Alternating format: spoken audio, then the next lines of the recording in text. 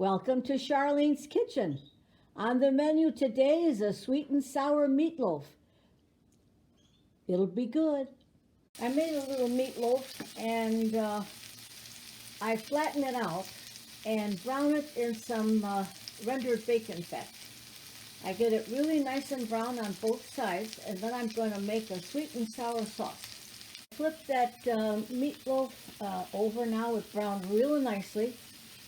Going to get that browned up and put it in a baking pan, and then make that sauce, a sweet sour sauce. Very unusual type of sauce that my mother used to make way back when, that she got from my grandma. It's an old recipe. So now we're going to take a half a cup of sugar and we're going to put it in this pan, a non-stick skillet, not too big, okay?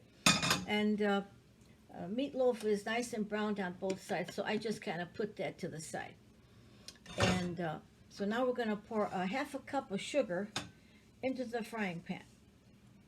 This is it's a goofy kind of thing. What we're going to do here is melt down this sugar very slowly. The problem that scares me about this is that you don't want it to burn. At the same time, you have to get it to melt down. Okay, so I keep it on a low flame and I keep watching it.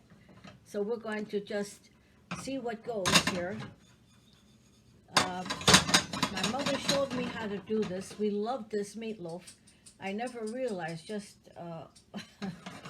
what it takes to make it. It's unusual. If anybody out there has heard of this, I'd like for you to let me know if you've ever, if you're acquainted with this kind of a mix of sauce. It's different. It's very different.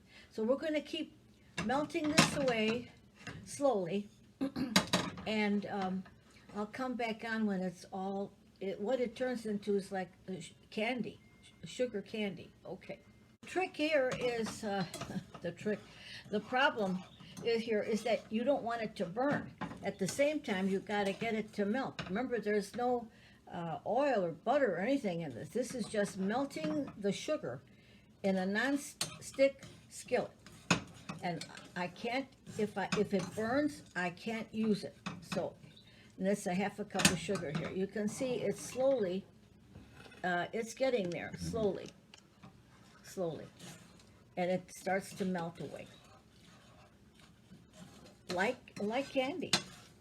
Like candy. Okay, all sugar. We're just gonna keep going like this until it all melts away. And it'll get hard. So we're getting there slowly. It's if I raise it, I'm afraid if I raise the heat too much, then I'm afraid that it might burn, and that's what I'm trying to avoid. But we're getting there slowly, and soon it'll be there. I think that sugar has now caramelized enough, like candy. I'm going to add now, and very slowly, this is a half a cup of vinegar and a half a cup of water. And I'm going to go very slowly with this because that's very, very hot. What we're going to do now is try to get that caramelized sugar to melt down again. Okay, and you can see how that starts to look.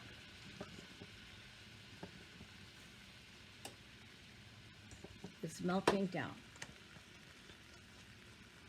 It's melting down. I'm going to add a little more. I don't want it to get cooler, because once it cools down, then it gets hard again. This may look crazy, but I'm going to tell you, it's an unbelievable sauce. So we're going to just get that up there, let that all melt. That sugar will melt down. Well, every bit of that sugar has melted away into the water and vinegar. Now we are going to add a little, about a couple of shakes of cloves, or you could put whole cloves in too, that works. Then I'm going to add about a teaspoon of salt, and I'm going to bring that up a little bit. And I'm also going to add a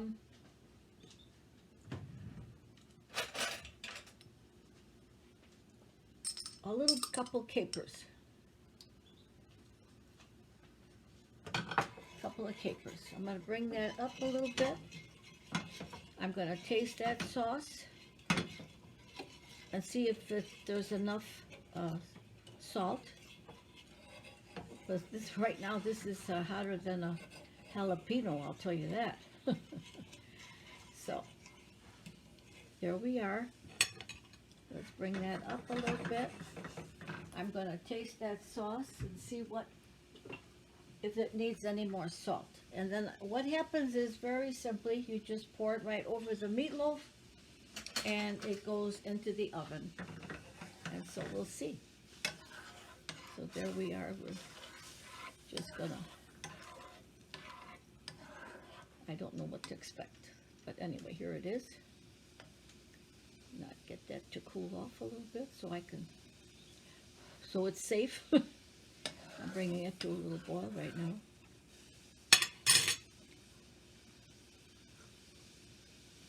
Oh, it's right on. Right on. Okay. So remember, it's put about a quarter teaspoon of the cloves. If you have whole cloves, you can add them to that too. All right. So let me show you something here.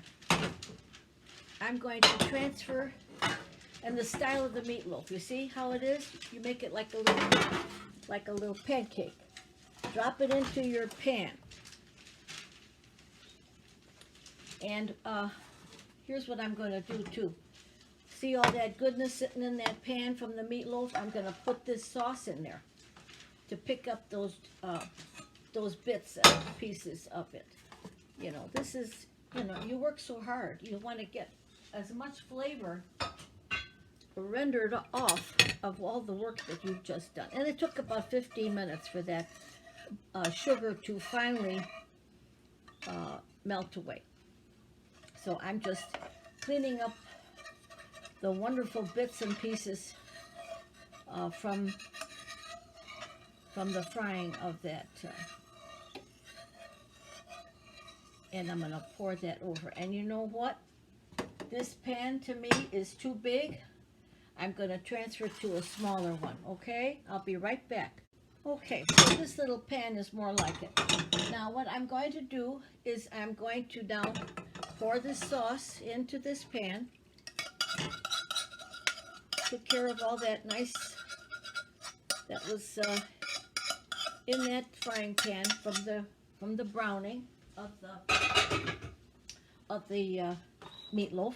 And now we're going to take that meatloaf and put it in that sauce, and I'm going to cover it, but I'm going to pour some of that sauce over the top and put it in the oven. Look at that. I can't describe the taste of that. That is an unbelievable flavor. Okay, so now let's put a cover on that. We are going to put that in a 350 degree oven. Let me just close this.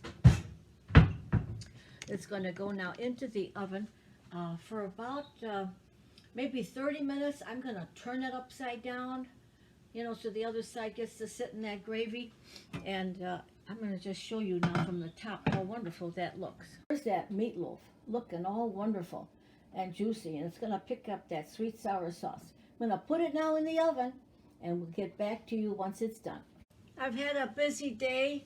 I made the pot roast, and then I made the meatloaf, and so now I want to show you the only thing I had to do with the meatloaf is I like the gravy just a little thicker, so I added a teaspoon of cornstarch to the cold sauce and just brought it to a simmer, and voila, there it is. I want to show you this wonderful, wonderful meatloaf recipe that comes back to us from way back from my grandma Shrinkeski, and she showed my mother how to make it, and we all absolutely loved that meatloaf.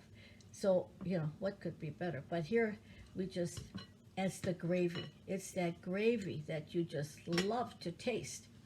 And so here we go, huh? Oh boy, I just can't wait.